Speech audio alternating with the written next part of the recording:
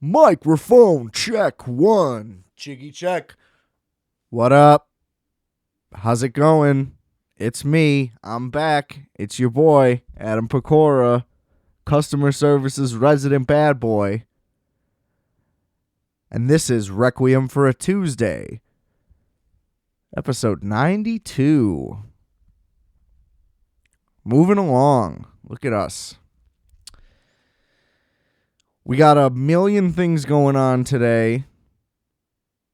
I got like 9, no, not literally, but I got like 6 things I want to cover for sure. Who knows what else we'll get into, so let me plug. Like you're trying to take a bath. Check out the merch. RFAT.bigcartel.com. All the goodies are still there. We got some Microwave Minutes stuff on there. Check that show out as well. Rate, review, subscribe. Requiem for a Tuesday, Microwave Minutes everywhere. Apple, Spotify, you name it. We're there. Well, I am. Can't speak for Justice, I guess. He doesn't know what he's doing. What's up, bud? And, the music, Multiplex, WolfX, we're everywhere as well. It's all linked in the description below. You can find me on Instagram at adam.rfat. Cool. Got that out of the way. So as you may have noticed, no episode last week. Had to take the Super Bowl week off. Went a little hard, as expected. A lot of pizza, a lot of beer. Possibly some liquor was in there. There's some green. There's a lot going on. That's all I can say. Didn't feel great. Next day, couldn't make it happen. And here we are.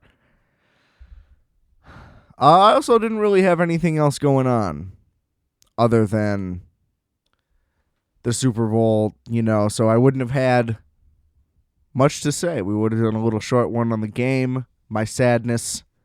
Then we would have been out of here. So now we got a nice full episode for everybody. So I think this one worked out just fine.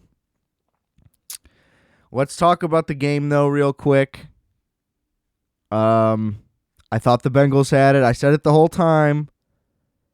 It's Aaron Donald versus the offensive line, and that's the only advantage they got, and it proved to be too big of an advantage. He fucking wrecked them. I mean, what can you say? Burrow almost had that 4th down pass still. Would have been sick. Didn't agree with the play calling on that 3rd down either. But they should have had it. The game was just kind of over, instantly. It seemed like it was just punt, back and forth. Now all of a sudden we're at the end. They're scoring a touchdown. Burrow gets him to the 50-yard line in 10 seconds. And it's just all they needed was a 1st down to get a field goal. And I don't know. They had a shot, but... And Stafford, just like I said, he threw the picks. We knew he was gonna. He did the point. Which, when does that work out? Mahomes, maybe that's it. He did the point, throws downfield. It's a pick. So, it's a heartbreaker. And I want to blame that holding call on that 3rd down. Would have been 4th and goal from the 8. But, T. Higgins got a free one on Ramsey. It's the only reason they scored that touchdown. So, it's just a heartbreaker. You saw McVay just losing it the whole time, just like he was in the game against the Bucs. He did not have composure at all. And yeah, I don't know.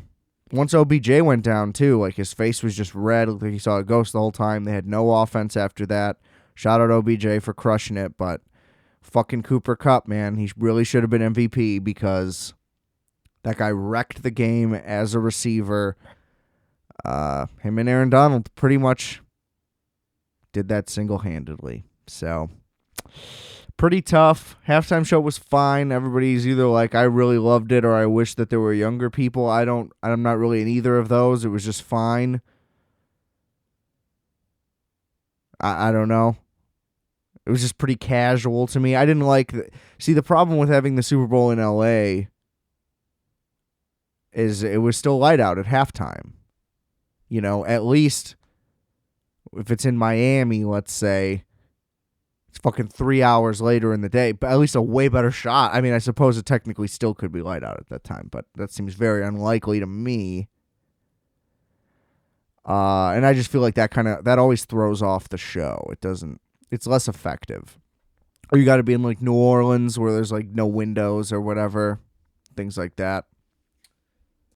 But there's nothing really that noteworthy, in my opinion.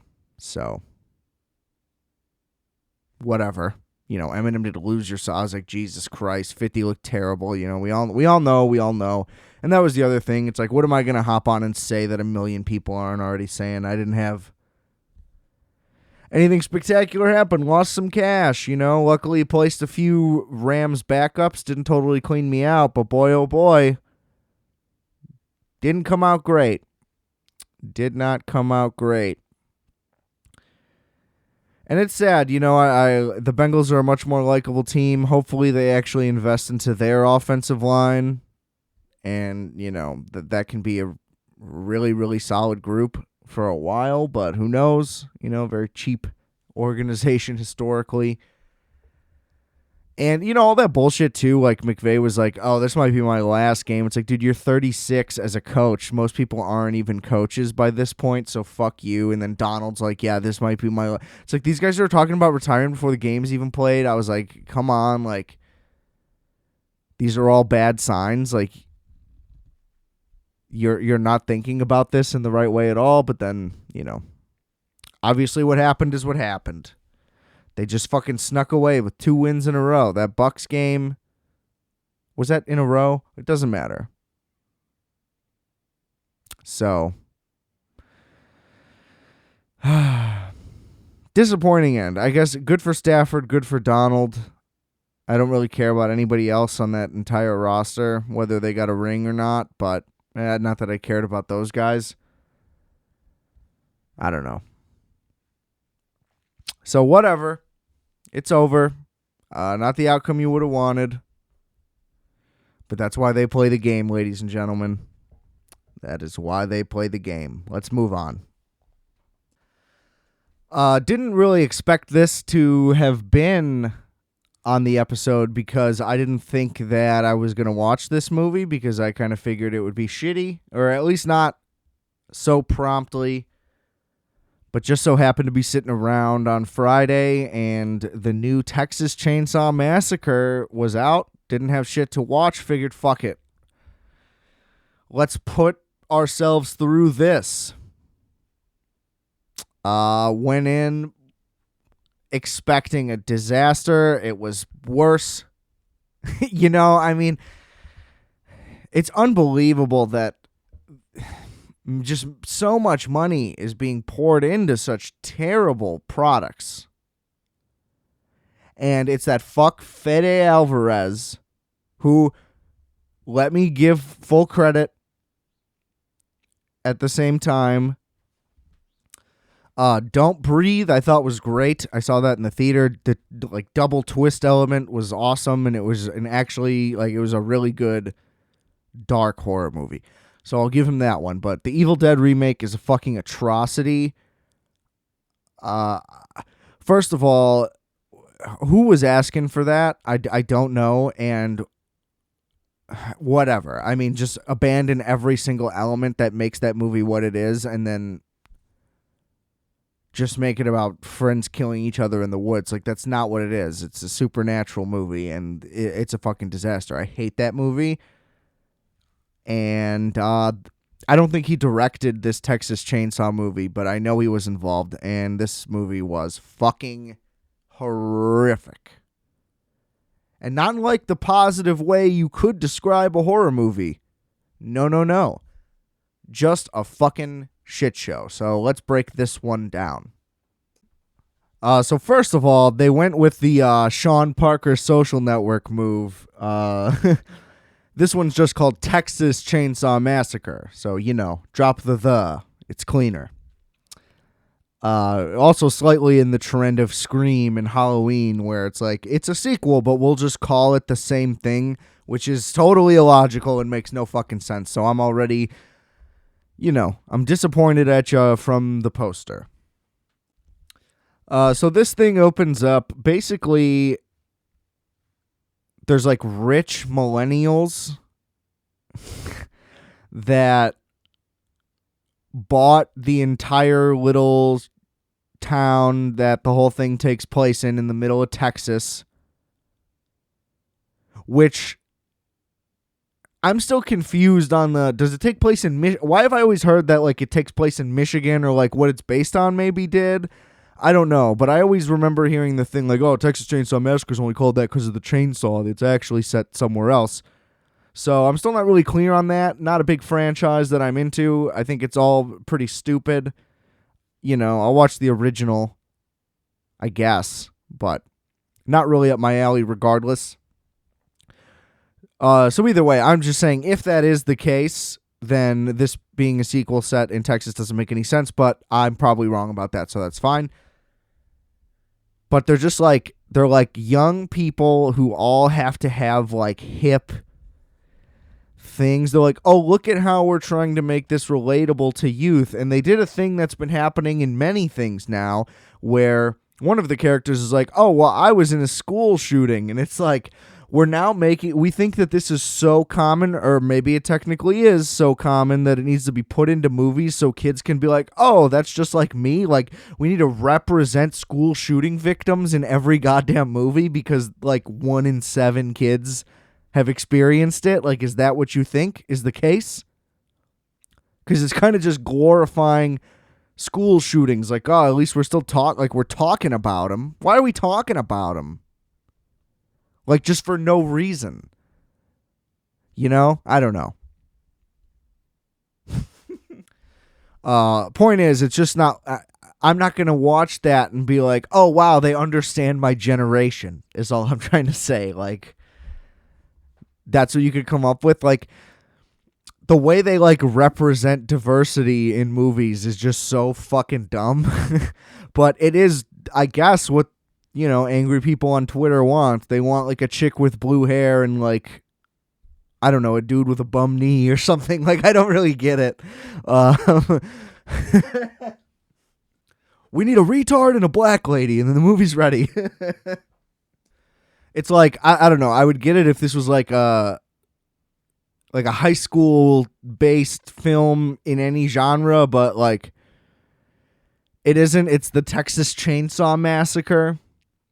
It's not like a coming of age anything. So like it doesn't, you could have anybody be anything and it doesn't matter.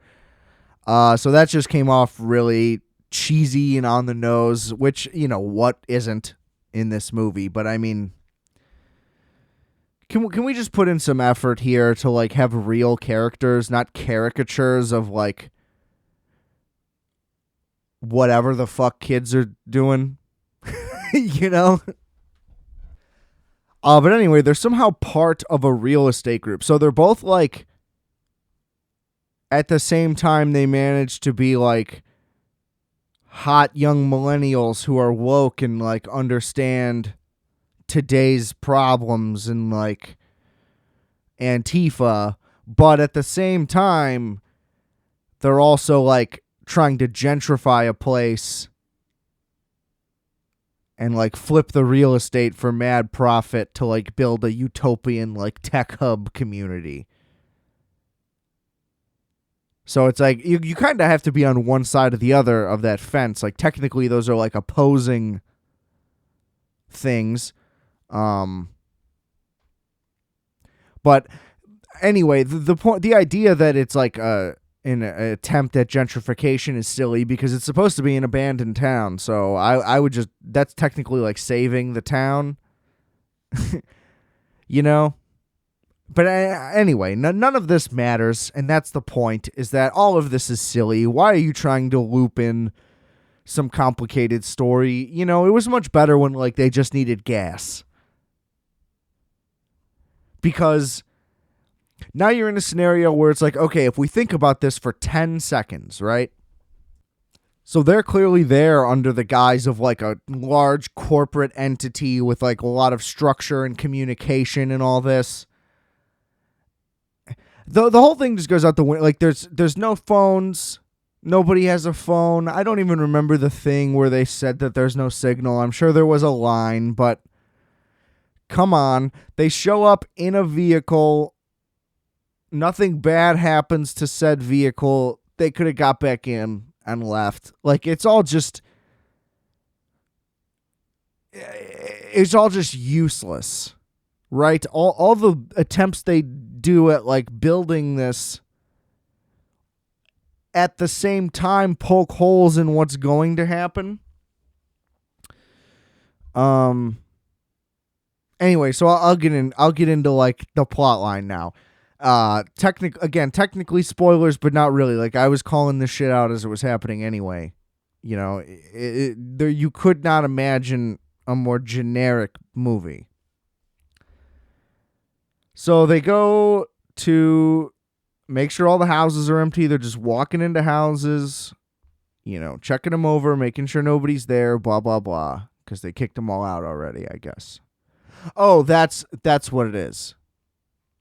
Everybody should already be gone. They're there to confirm. So it is not an abandoned. It's an abandoned town because they made everyone abandon it. So it kind of is gentrification. See what I mean? See what I mean here, people? All right? I'm open to it. I could be wrong. You know what I mean? It doesn't mean that this movie's not a giant piece of shit. Do better. I'm trying to do better as well. Clearly. Old lady's in the house. Please don't kick me out of my house. You know, she's weird and old and creepy, and, you know, she's touching them and they don't want to leave. And her son is Leatherface. And then they kick her, and then she has a heart attack because they tell her to leave her house. So they're loading up an ambulance. They're in the back of the ambulance. Leatherface gets in. You know, you already know where this is going. I don't even have to tell you. She dies. He kills everyone in the van. Now, I thought he was going to steal the van and drive back to town. Van crashed. So, didn't have to do that. But, I mean, you know, come on. We've only been doing this since Halloween. Like, they literally just took the intro thing of Halloween.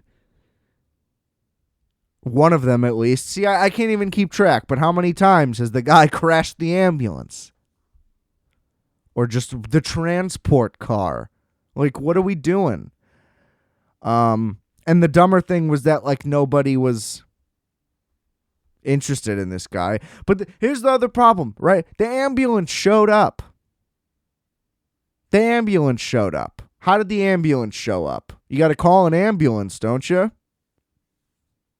You know, they don't just sense when someone has a heart attack. So clearly they were able to call someone to do something. All I'm saying is there'd be a response from somebody at some point. It's a huge issue with a lot of these movies, especially, like I said, with Halloween Kills, where he takes out an entire squadron of firemen, and no government entity cares about that at all. They're not like, oh, these are our people. Like, that we got to stop a mass murderer who just took out again. And not one of those guys got on the radio as, like, everybody was being stabbed. They all just stood there and took, like, it's just all, you know, come on. Just come on. Can we just put one, like, if you're making a mixed drink, you got a 12-ounce glass, you can put 11 ounces of soda in there. Give me 1 ounce of Logic, please. Just 1 little ounce. You got to have some. Anyway, basically from there, he goes back and gets them all one by one, but it makes no sense because they're all spread out. A bunch of people have plenty of chances to escape, and they don't, and the reason why is pretty unclear. You know, in some cases, they're just, like, sloppy editing, and now the dude catches up to them. I don't know. The guy's, like, 6'8", weighs, like, 350 pounds, is eating human meat, but he can outrun people. It just doesn't make any sense. You know, he's clearly not in any real shape. And this guy has no lore of, like, supernaturalism to him. There's no reason for him to be a superhero. He's supposed to be a gross cannibalistic mute monster, okay? He's not sprinting. You know, at least in the other one, it was clearly just like a man with a mask on. This, they like made sure they wanted to get like fucking Umaga or whatever. And I don't know, man. The kills, they went for like all gore. Some of which are like, oh, that was kind of gory. Some of which look like very cheap. There's no scares. There's like a couple moments of tension. They either go on too long or, you know, the payoff isn't great. They bring back another character, which makes this technically a sequel, but it's just a cop. And then, like, you know, just like in Scream and just like in Halloween, they've all been preparing for this moment for 20 years, but then they show up and don't know what to do. It just makes no sense, you know? Courtney Cox, oh, let's get this motherfucker. And then she just stands there and gets stabbed. It's just like, this is so fucking stupid. Why did we need you to help then? You know, it's just like, he's like, oh no, you always got to shoot him twice, and then doesn't and gets killed. It's like, anyway, back to Chainsaw.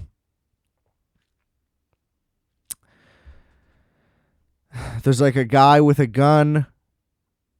The gun jams. It's like he's like a gun guy. He's like cleaning guns. His gun would not jam. Or it's like empty. Why would it be empty? He just loaded it. It's like, it's all just so silly. And the very ending, they're like saved by a self-driving car, but the chick is like, he still catches the car somehow. I don't even remember. It's just all... It's all very bad. There could have very easily been a bunch of survivors. Oh, wait. That's right. A busload of people shows up to, like, I think just view the development site or whatever. I don't even really remember the reason why there was also another van of people. But it was like a party bus.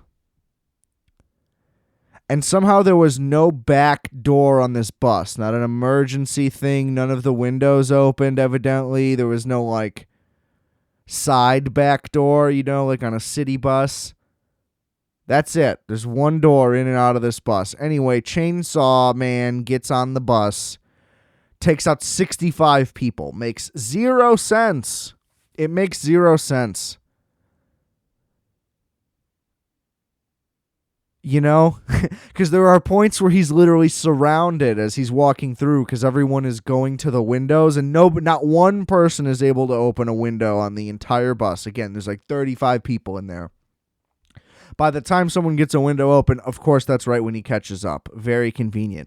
But there's like no reason to believe that there would be any difficulty getting out of this bus.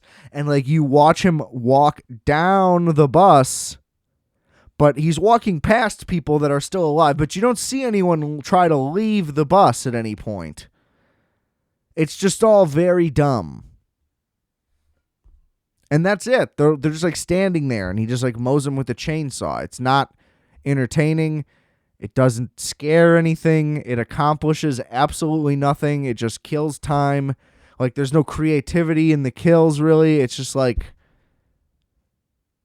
okay. Guess you're doing this. Like I don't even have words to describe. So that's pretty much the gist, honestly. It's like 80 minutes, feels longer somehow, and it sucked. There's no real plot or story. Yet again, they're like, here's the intro, here's why we're here, and then he's just killing everybody. And then that's it. And there's no reason to care about the characters. I didn't know one of their names. I didn't remember really anything about them. You know. Just not good. Just very not good. There was another part where this chick sees Leatherface chopping the dude she's with into pieces. She's like stuck upstairs in a room, goes and hides in a closet. Bitch, jump out the window. Like quietly, slowly open that window. And then once you're out of there, jump. I mean, It just made no sense. None of it made any. It was all bad. It was just all very bad. Nobody knows how to react.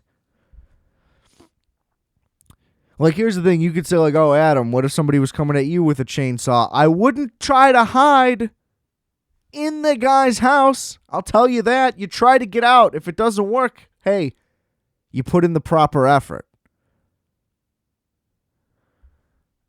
You know?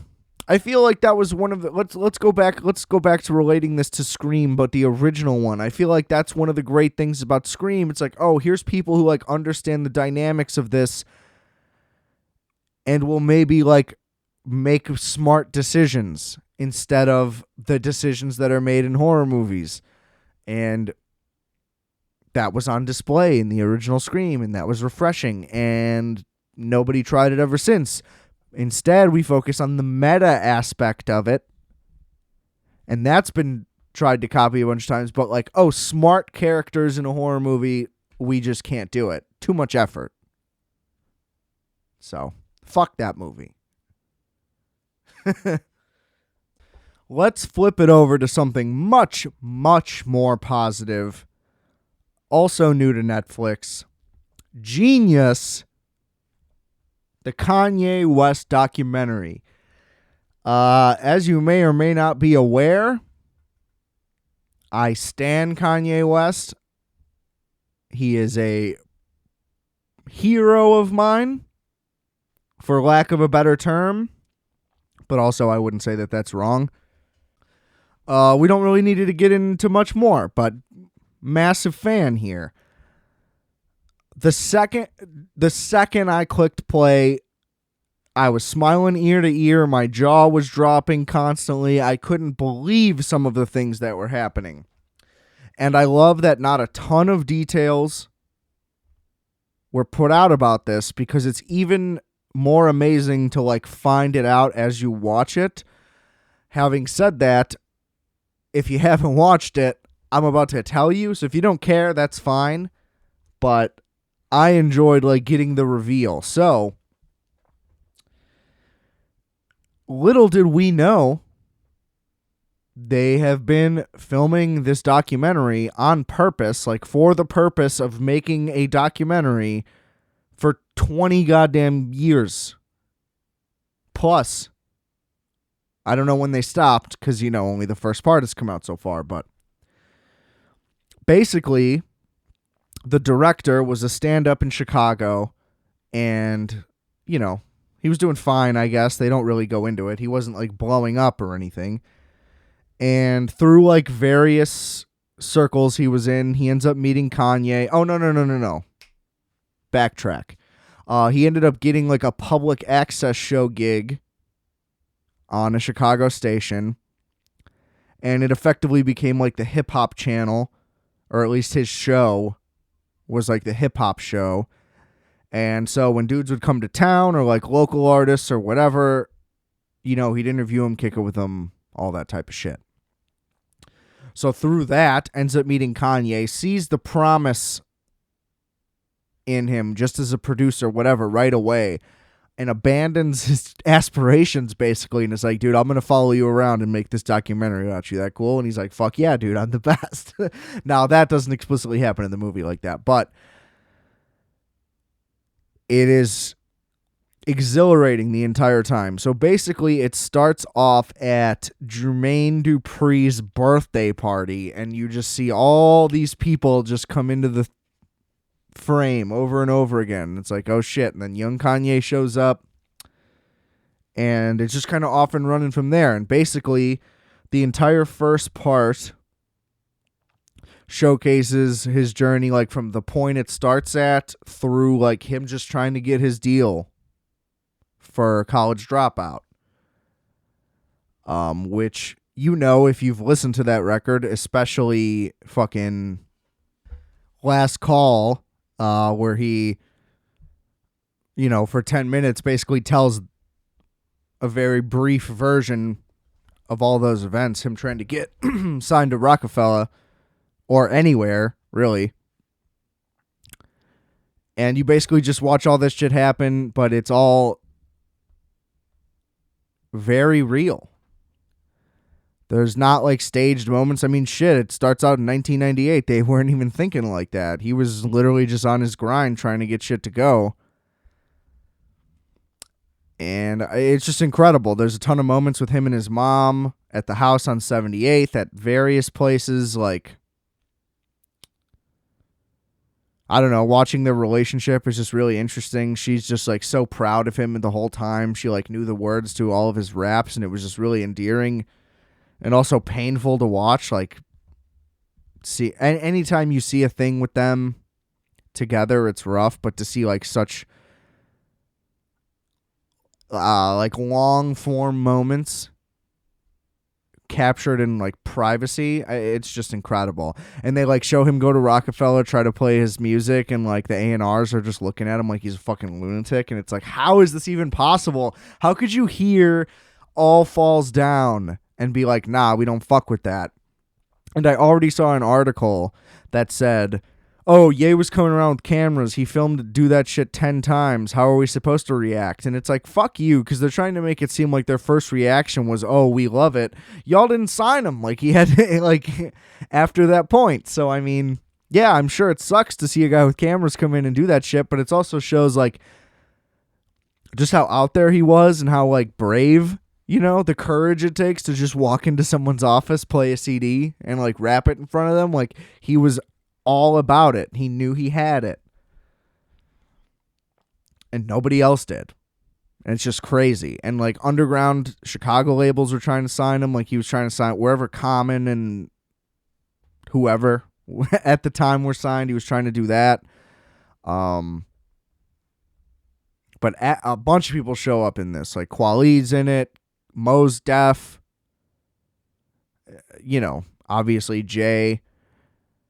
The list goes on and on of the people that pop up, and I'm gonna watch it again and again probably.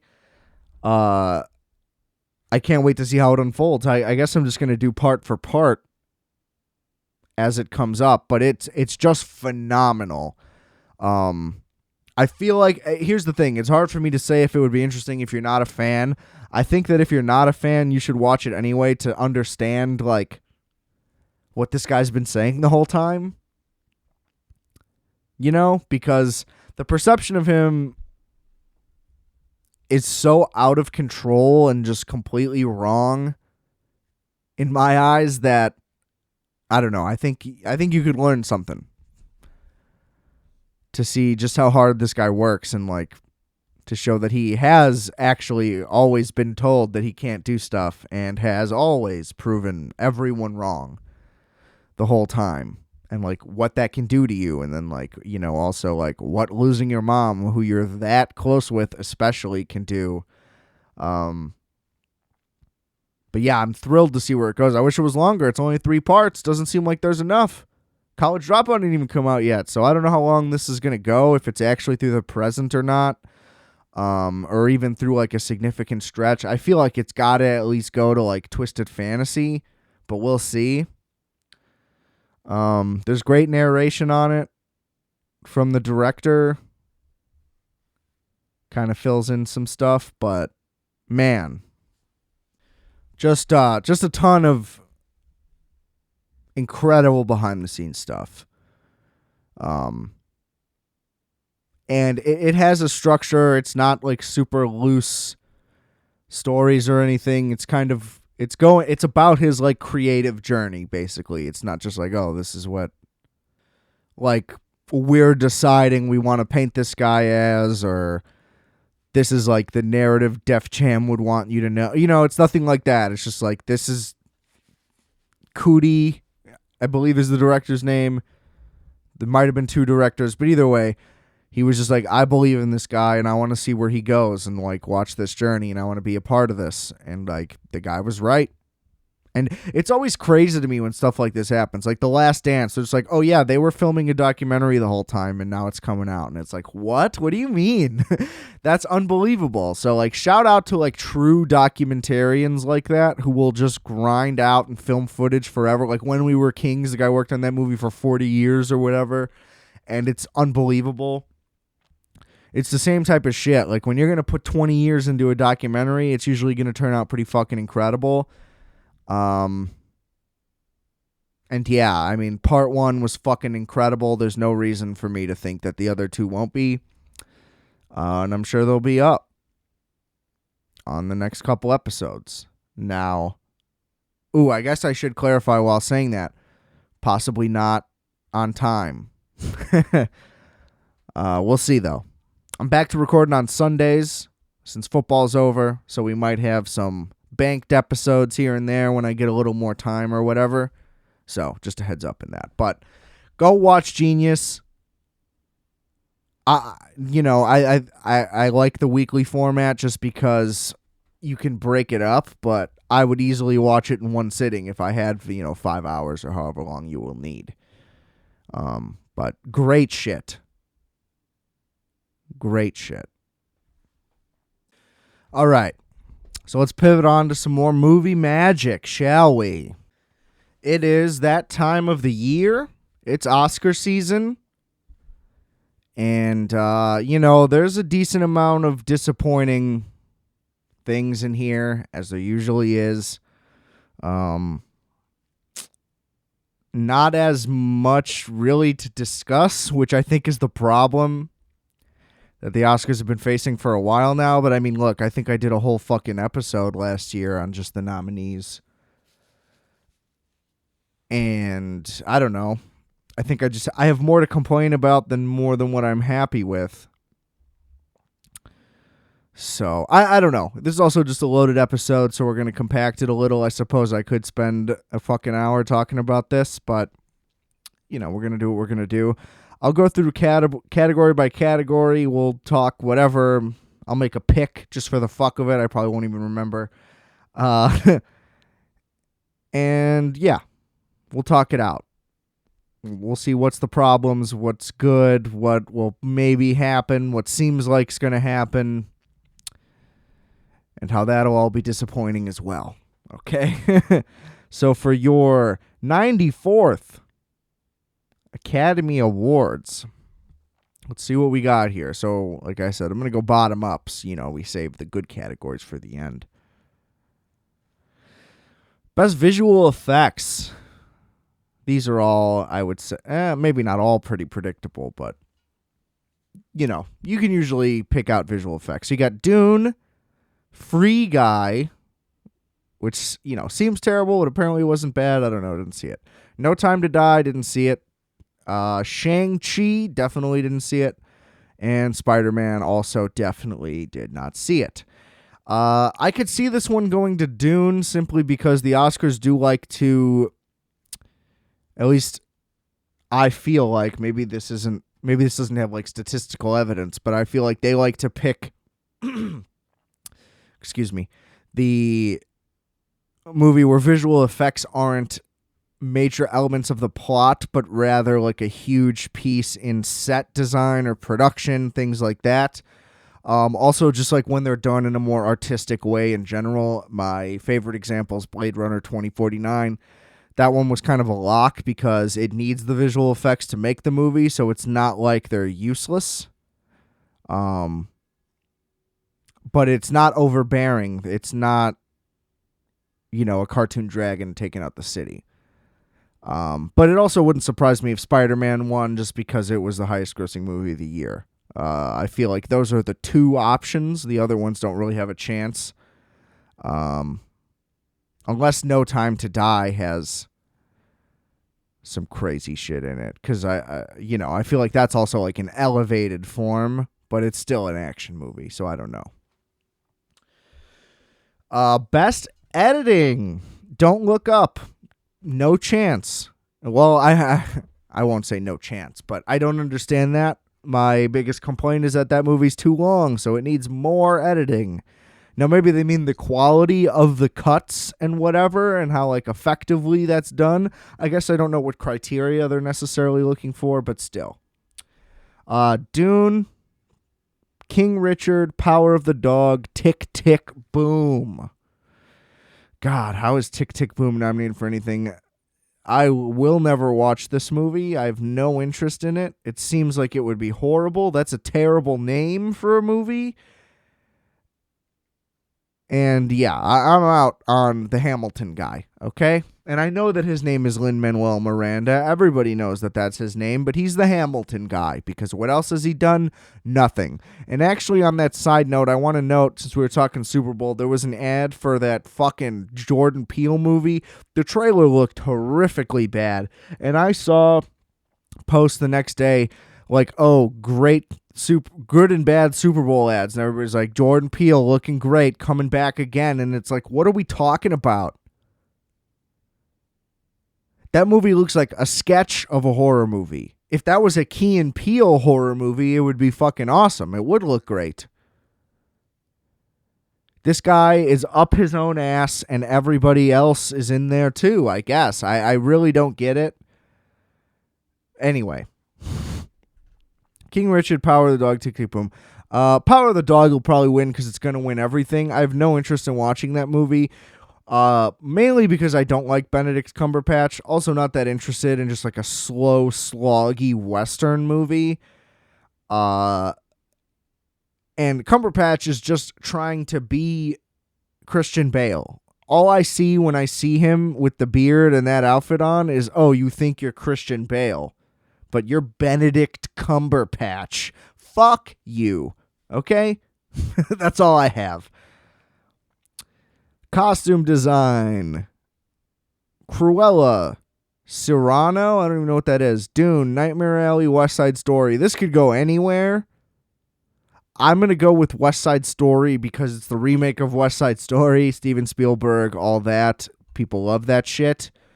But, you know, that could go anywhere. Who fucking cares? Also, makeup and hairstyling. Coming to America. Cruella, Dune, Eyes of Tammy Faye, House of Gucci. That'll probably go to Dune also. But again, who knows? Who cares? House of Gucci was a shit movie, everybody says. So I'm kind of against a shit movie getting an award, even if you have good makeup and hairstyling, but the movie's terrible. It's like, do you really deserve an Oscar? Unless it was that noteworthy, which seems impossible that both things could happen. All right. Best cinematography. Dune, Nightmare Alley, Power of the Dog, Tragedy of Macbeth, West Side Story. From what I've seen, this seems like this could be a victory for Tragedy of Macbeth. It's black and white. It's moody. It's whatever. I didn't see the movie, but I don't know. Power of the Dog, of course, could win that as well. Just because when you're up for everything, you know, if you're going to win Best Picture, you could very easily win Best Cinematography. Who knows? But I'd go for Macbeth in that one. I guess I'm supposed to take a pick in everything, right? So I already abandoned that. Anyway, so I'll go back. Visual effects, I'm going to take Dune. Editing, I'm going to take Power of the Dog. Costume design, I'm going to take West Side Story. Makeup and hairstyling, I'll just pick Dune for the fuck of it, but I don't know. Cinematography, we're going to go Tragedy of Macbeth. All right. Best production design, Dune, Nightmare Alley, Power of the Dog, Tragedy of Macbeth, West Side Story. I feel like Dune relies too much on visual effects, so that one throws that one out. Nightmare Alley was a bomb, so I don't think that they're going to give them anything. But that doesn't really factor into winning Oscars, I guess. But we'll see. I just don't have any faith in that one. I feel like they gave Del Toro all his shit in the last round. Production design. I'm going to go West Side Story yet again. I think that they're going to win technical and nothing else. So best sound, we got Belfast, Dune, No Time to Die, Power of the Dog, West Side Story. My instinct is to take West Side Story again. I could see Dune winning this. I don't think No Time to Die should win because I guarantee it's a very loud movie. So no matter what, probably not. So we're going to take West Side Story again in that one. Original song. King Richard, Encanto. That's also Lin-Manuel Miranda. Fuck this guy. Belfast, No Time to Die, 4 Good Days. I'm going to go with King Richard. Let's give fucking Beyonce an Oscar. And that was a good movie. but I don't know. So whatever. Let's not give an Oscar to Billie Eilish, please. Okay, let's let her earn something at some point. Best original score, Don't Look Up, didn't even notice it, so not that. Dune. Encanto. Parallel Mothers, I don't even know what that is. Oh, Spanish movie, they're not going to win. Power of the Dog. I'm going to go Power of the Dog because I want Johnny Greenwood to finally get one, but it's a crime that he didn't get one for any of his work with PTA. Let that be known. Animated short, couldn't even pick, so we're not even going to read them. Nobody knows what any of these are. If any of these came out before a Pixar movie, I pick that one. Best live action short, even harder to decide. I have no interest in that, so we're going to move on.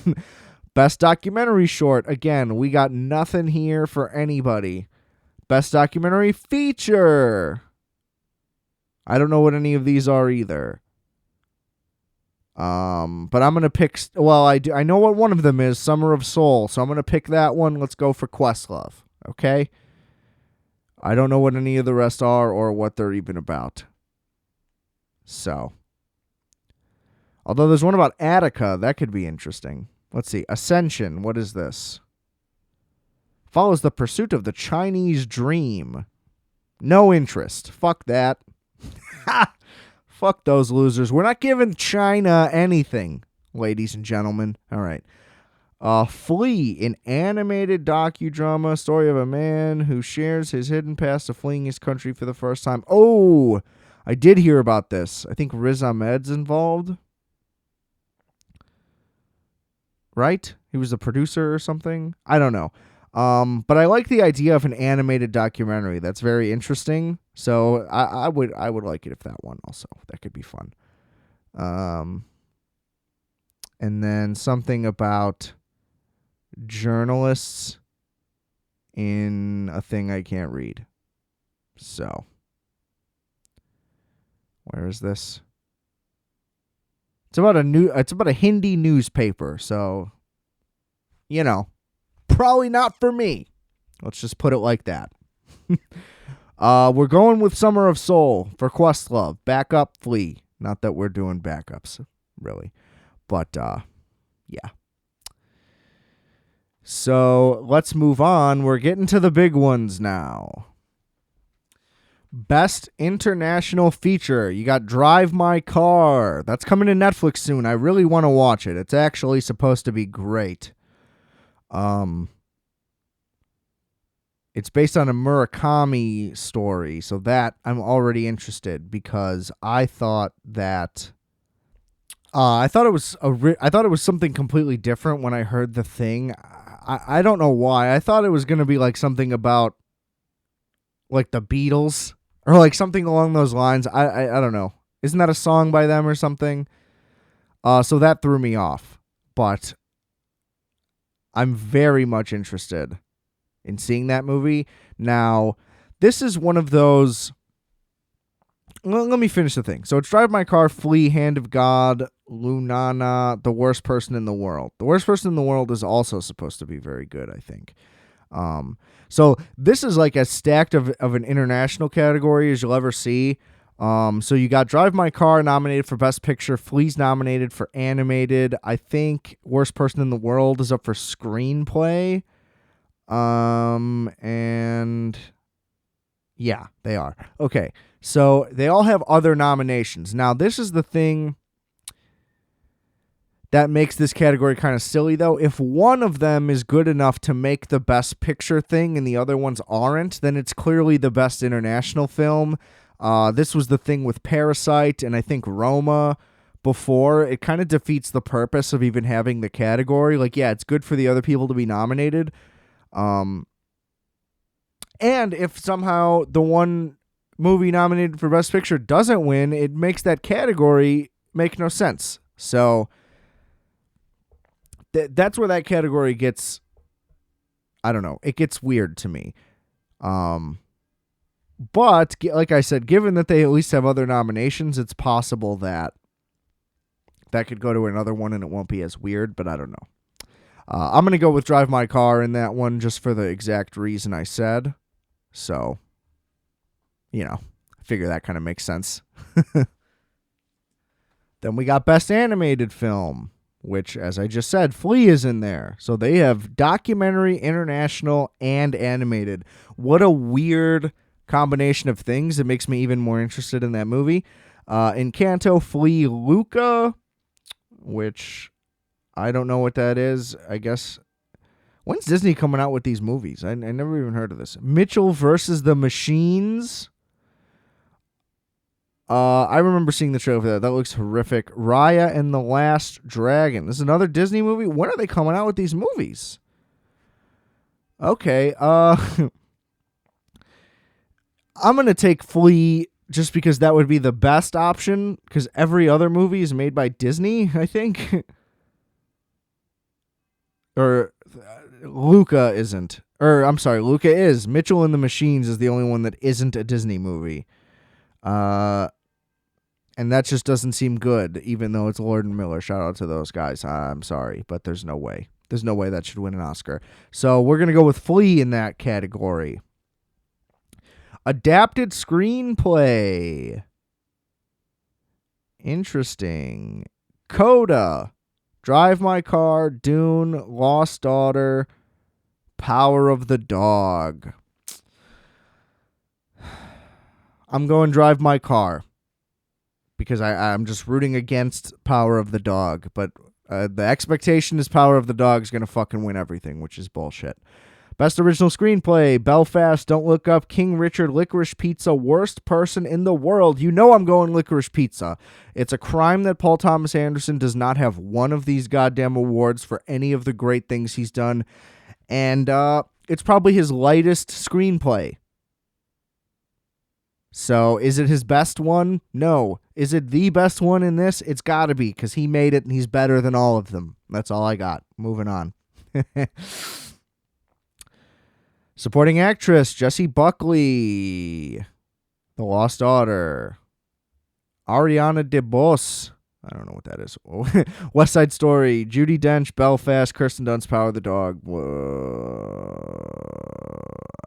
I don't know how to pronounce her name. Sorry for the lag on that. But I'm not going to butcher that. So, King Richard. Got the other one. I'm going to take Kirsten Dunst, because Power of the Dog's got to win something. So let it be this one where I don't have any real stake in this. Yeah. Ellis in King Richard. Again, I'm sorry I can't pronounce your first name. I do feel dumb, but it looks like a lot, and I could be way off. She didn't get enough to do, but she had like a couple scenes that were very powerful, especially the confrontation in the kitchen. I just don't think there was enough to give that award to. Best Supporting Actor, Belfast, Coda, Power of the Dog, Being the Ricardos, Power of the Dog. It's supposed to go to the kid from Power of the Dog, Cody Smith-McPhee. That's what I hear. So I'll just take that pick. Whatever. Best Actress, Jessica Chastain, Tammy Faye, never heard of it. Olivia Colman, Lost Daughter, never heard of it. Penelope Cruz, Parallel Mothers, never heard of it. Nicole Kidman, Being the Ricardos, nobody cares. Kristen Stewart, Spencer, nobody cares. All right.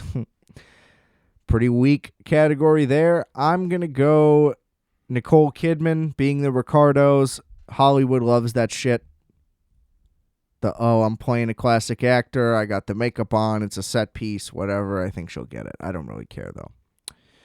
Best Actor, Bardem, Being the Ricardos, Cumberbatch, Power of the Dog, Garfield, Tick, Tick, Boom, Will Smith, King Richard, Denzel, Tragedy Macbeth. I am rooting for and picking Will Smith. He's never gotten one. This movie was a pleasant surprise. I did an episode on it whenever it came out.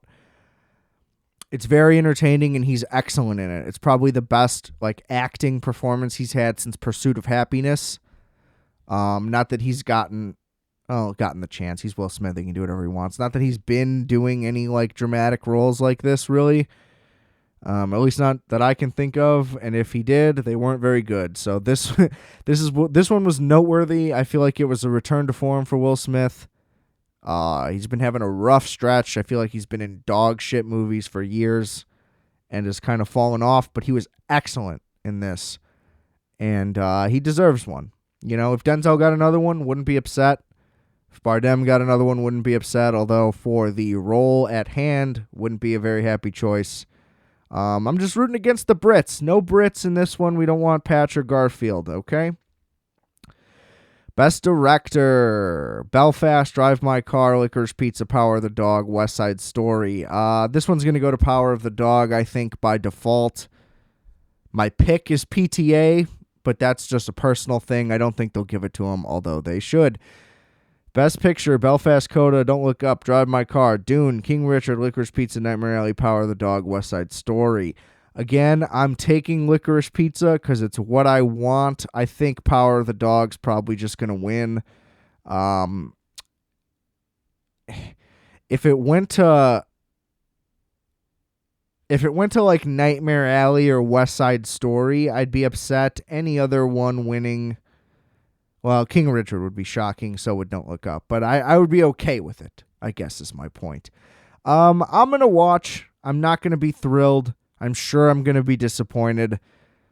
But you can't miss the Oscars, okay? It's not till March 27th. We got a lot of time until then. So we'll see what happens. Hopefully I will watch more of these movies. Usually they'll get like streaming releases leading up to the show. So, you know, hopefully a lot of these become more accessible because, I mean, as you heard as I was going through it, I don't know what a lot of these were. Didn't even know a lot of them happened. And it's still a weird time, just like last year. You know, it's not necessarily like movie theaters are full on back or were for the entire time. So it makes sense that a lot of these movies are at least currently inaccessible. But, yeah. Hopefully I'll watch more and get them on the show. All right, and we're just going to close out here quickly.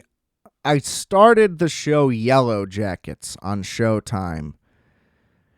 And I'm a little miffed, I got to say. So for those of you who don't know, it's a Showtime series about a high school soccer team on its way to the Nationals, I believe. It's either Nationals or state champion. I believe it's Nationals because that would make it more significant. Their plane crashes and they are stranded in the wilderness, and a Lord of the Flies-esque thing ensues, is the gist. And it's set both present and past. I guess I just thought that this show was going to be much different tonally, and, you know, that could be on me, but I think that what they ended up doing was a mistake, and I think that there's a lot more potential in the idea than what ended up. So right off the bat, they do a pretty terrible job of introing you to the show. So it's high school 1996. We're there for like a couple minutes. You know, maybe 10, whatever. You don't really get an introduction to anyone by name explicitly. And yeah, there's just like, oh, here's high school. Here's a bunch of things happening. And then boom, cut to 2021. And it's like, wait, what?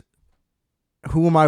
And so like you're watching then one of the kids in the future, you know, in present day. But you can't keep track of who's who, and then you have to keep up with a present day and past storyline, but before you know who any of the characters are, so you can't really tell who their future counterparts are, at least not for a couple episodes, pretty much. The first episode does get better as it goes on, but there's long stretches where just like nothing is happening. They spend an entire first episode of them just like doing like high school drama, which makes no sense. It's like, let's just get to the point. Because nothing that they reveal in that first hour is really relevant once they're out in the woods much at all. Now they go to like a big party in the woods before they get on the plane, so not stranded, a public known woods. And a lot of things happen there that end up being relevant. But overall, like, the character building I just thought was pretty weak and silly. I don't think necessarily that the time jumping, I guess you need to have it for consistency, because I was going to say if they would have went forward like later on, I would almost, like, I wanted the story to be linear. I wanted to just watch them, go through the plane crash and then have to it says they were there for 19 months. So then let's go through the 19 months thing by thing and like watch like a descent into madness or whatever. I think that the cuts to the future definitely put that away. But if you were to do it strictly to that, then an all of a sudden cut to the future where like half and half is past and present, that wouldn't really work, because then you're kind of doing two different shows. But I don't know. The cut choices are weird. They cut to like cannibalistic rituals in the woods, and it's like, well, why are you spoiling this? I'd rather watch them get to that point than for you to reveal that point. Oh, now we have to find out how they get there? No shit, they're starving in the woods. But it's like, I don't know. It didn't sink me in. It was more like, oh, you're like spoiling your own reveals. And I'll also just be honest, all of the future storylines for people are not interesting at all. And it's soap opera quality material. I mean, we're talking, one lady thinks her husband's cheating on him, so she follows him around, but then she starts cheating on him. I don't know if I worded that correctly. It sounded like it came out weird, but he was cheating on her, she thought, and then so she just cheats on him to get back at him, basically, but it technically wasn't ever that at all. His business is just struggling, and nobody in his family takes interest in his business because he's painted out to be a piece of shit. So that's fun, I guess, but who cares? Like, it's just like, what does this have to do with the cannibal thing? We're just like checking in on what's going on with you, but like, again, we don't know who you are because we don't know what you went through, because you're telling the stories at parallel times. So like, why do I care about how you turned out? I don't even know what happened. So it's just like, there's grappling with that the entire time. One of the chicks is a senator. Her kid's like a psycho. And that's all stupid. Like, it's just not interesting and just like overly dramatized shit. Whereas the plane crash is all like, the whole first thing when they're in high school through the plane crash is all played with like a lot of realism. Like, sure, there's drama in high school, but that's like real. And then once it crashes, it also just goes off the rails. They're like, one girl all of a sudden is like, I see a lake. So then they vote and everyone goes. It's like, how about you just split up? And then like, if it doesn't work out, whatever. Or if it does work, and then you got to come back. Sure. But it's like, you're stranded anyway. So what's the difference? Nobody sets up a shelter. They all just sleep outside, and they're all very comfortable. Like, right away, the first night they all go to sleep. And I just feel like that alone is just insane. Like, you wouldn't be scared out of your fucking mind. Only one person has like a real significant injury. They have to cut off a teacher's leg. But that's it. Everybody else is pretty much just fine, so they don't really have to deal with anything else. And then, yeah, they just sleep outside. They're good. And then they just find water. They're good. And then they just find a cabin in the middle of what is like an unknown secluded woods. And then they just get a house to live in. No problem. And, it just conveniently has guns and ammo. And it's like, wait, I thought this was a story about people being stranded in the woods. It's like, well, now you have a shelter, water, and hunting equipment. It's like, I thought this was going to be like a survivalist thing. You guys just are like extreme camping at that point. So yeah, and then I'm still not caught up. So I'll be honest, I don't know where it goes, but I don't know if I want to continue, because at this point in the show, all the things I just listed are all very like gaping holes in the logic. Like, it just does nothing that you would think of, like about, your plane crashes. Like, think of Castaway, right? Like, he was alone and had to survive and like had to come up and discover all these things and like figure out ways to build and whatever. And these kids are just like, oh, there's a house. And then it's just like drama within the circle. And it's like, how are you guys worried about this type of shit right now? It's almost like that they're doing nothing to try to be found, try to discover new things. There is a girl who found like the phone thing and destroyed it, and she's the crazy one in the future version of her, portrayed by Christina Ricci, and she's excellent. She's the best character on the show in both timelines. That was the one moment where like anybody even like realized that they should be trying to do something. Now she was like, fuck this. People like me out here. Like I'm a dork in high school and everybody makes fun of me. So now that I'm like the nurse lady, everybody's got my back. So I'm going to like destroy this so people will like me. It's crazy. And nobody would ever do that. Just silly. I guess that should have been a big red flag. But beyond that point, there wasn't even a mention of like, how are we going to get found? There's like, oh, the rescue team's coming. Don't worry. And then it's been a few days and people are skeptical, but still nobody's like trying anything. You need to like signal to people regardless. Like if they're looking for you, it doesn't mean they know exactly where you are. That's not how shit works. So the fact that their entire goal, and like the coach that they're with is an adult man. He's a full adult. He should have ideas. He should be telling these kids like what they should be doing to try to get found or to try to look for anything. Anywhere. They should be climbing to high points to see if they can see anything. And like just nothing. There's no actual interest in survival or like what's going to happen. And basically, since they have a full stockpile of guns and they're by water, there's almost no reason for them to like, I understand the group is very large, so that's where the food issue could come in. But I mean, come on, if you're going to kill like a fucking deer, you're going to be able to eat for a long time. 19 months is a long time. So I do get it. But I'm just saying, like through 5-6 episodes, I think 5,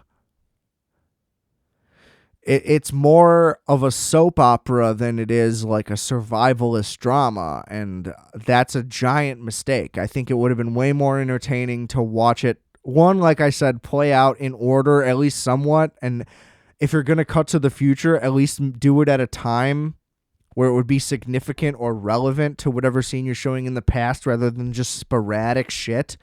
And then Juliette Lewis's character, she's one of the girls, you know, the future versions of them. She's like in love with one of the dudes they crashed with. And then the second they discover where he is, they go to his house and he's hung himself.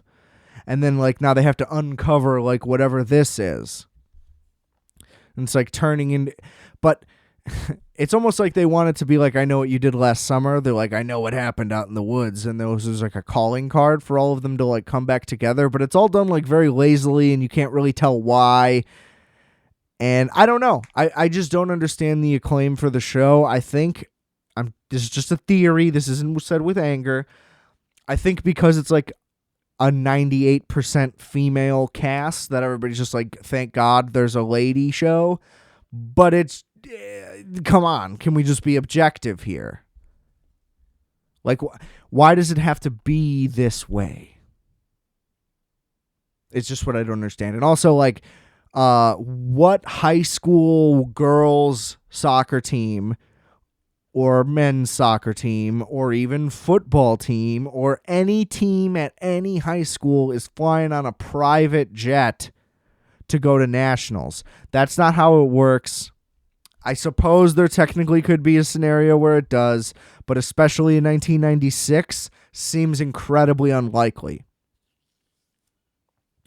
So, I don't know. I really wanted to like it. Again, it's one of those tragic things where it's like you hear it and you're like, that sounds like an incredible concept, and then it's nothing like what you imagined. So maybe it's based on me for projecting, but I also could see a million ways in which this could have been done better. Like I just think the route that it went down is a very slippery path. Now I'm going to finish it.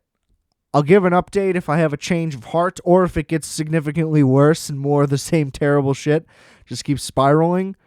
So yeah, I guess check back for Jeen-Yuhs and Yellowjackets updates going forward, because we'll see what we got. But a disappointing show, such critical acclaim. I just, when something is that lauded, it doesn't make sense. And that's kind of just where we're heading right now. It's like when you see Spider-Man is like a 90% and then like a 75 on Metacritic. And it's like, if you're giving it under the guise of what it is, I guess. But if you're trying to gauge it as a movie, there's just no way that it's that good. There's just no way. And this is under those lines. It's more of like a campy, B-movie entertainment thing. I thought, I don't know. Guess I just don't know what I thought. But, it is what it is. I'll finish it. We'll see what happens. I'll keep you posted. But I'm going to get out of here on that. We'll see what happens. I might have old pal Justice on next week, the week after. We've been trying to make it happen. We'll see.